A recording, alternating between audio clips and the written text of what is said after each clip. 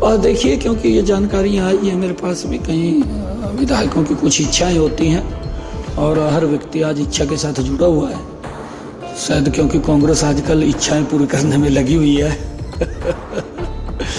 और लोग समझ रहे हैं, लोग सब जानते हैं कि इसकी इच्छा क्या है। सर, कुछ विधायक जो आपके साथ फ्लोर पे खड़े थे, आज चर्चाएं हैं वो कहीं न कहीं दूसरे दल में हाथ मिला रहे हैं लोकसभा के लिए।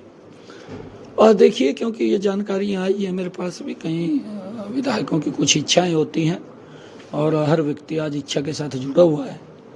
शायद क्योंकि कांग्रेस आजकल इच्छाएं पूरी करने में लगी हुई है और लोग समझ रहे हैं, लोग सब जानते हैं कि इसकी इच्छा क्या है।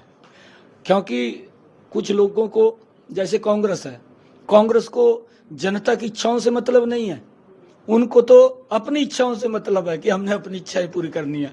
कांग्रेस लगी हुई है उनकी इच्छाएं पूरी करने में और आगे तो जनता ने उनकी इच्छाएं पूरी करनी है। सर, आपने खैर बात की, हमें भी अगर एमएसपी की गारंटी दे दी जाए तो हम भी कहीं न कहीं नहीं, उसके अंदर कहीं कोई दिक्कत नहीं। उनके साथ बैठ करके लगातार हमारे केंद्रीय मंत्रियों ने किसानों के जो जत्थेबंदी थी उनसे समय समय के ऊपर बातें की हैं, उनसे कहा है कि आपके जो भी विषय हैं हमारे सामने लाइए।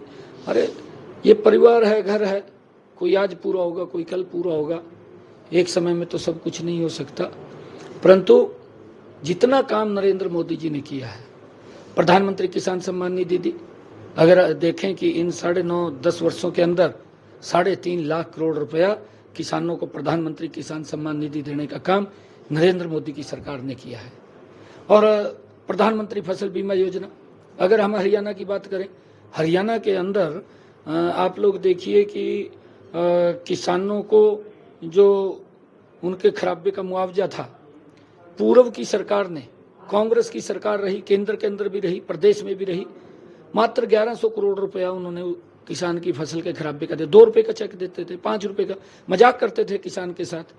और मोदी जी ने प्रधानमंत्री फसल बीमा योजना चलाई।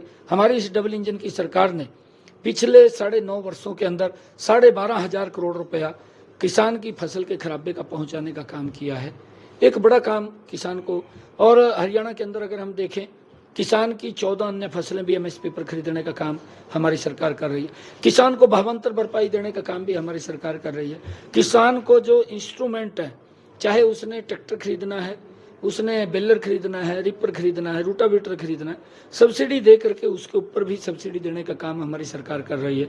चाहे किसान को सोलर पंप लगाए हैं 5 HP 10 HP के, उसके ऊपर भी सब्सिडी दे करके किसान को मजबूत किया है। चाहे प्रधानमंत्री कृषि सिंचाई योजना है, कृषि सिंचाई योजना के माध्यम से 2014 तक जितने क्षेत्रफल के ऊपर, जितने एकड़ के ऊपर किसान पैदावार करता था, उससे ज्यादा इन 2024 के अंदर किसान पैदावार कर रहा है, उसको भी एमएसपी पर खरीदने का काम कर रहे हैं। परंतु कांग्रेस की सरकारें पंजाब में भी रही, राजस्थान में भी रही, किसान की फसल को एमएसपी पर नहीं खरीदा। मैं तो किसान जत्थेबंदियों से कहना चाहूंगा कि ये आंदोलन ये कांग्रेस के नेताओं के खिलाफ बनता है, उनके खिलाफ करना चाहिए, क्योंकि उन्होंने कुछ किया नहीं।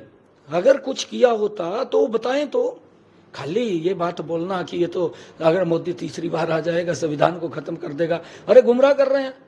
क्या राहुल गांधी बोलता है कि मैं एक झटके में गरीबी को समाप्त कर दूंगा? किस प्रकार की बातें कर रहा है, बचपनी बातें करता है। अरे तेरी दादी ने 1970 के दशक में कहा कि गरीबी हटाएंगे। मैं राहुल गांधी से पूछना चाहता हूं, क्या हटी गरीबी?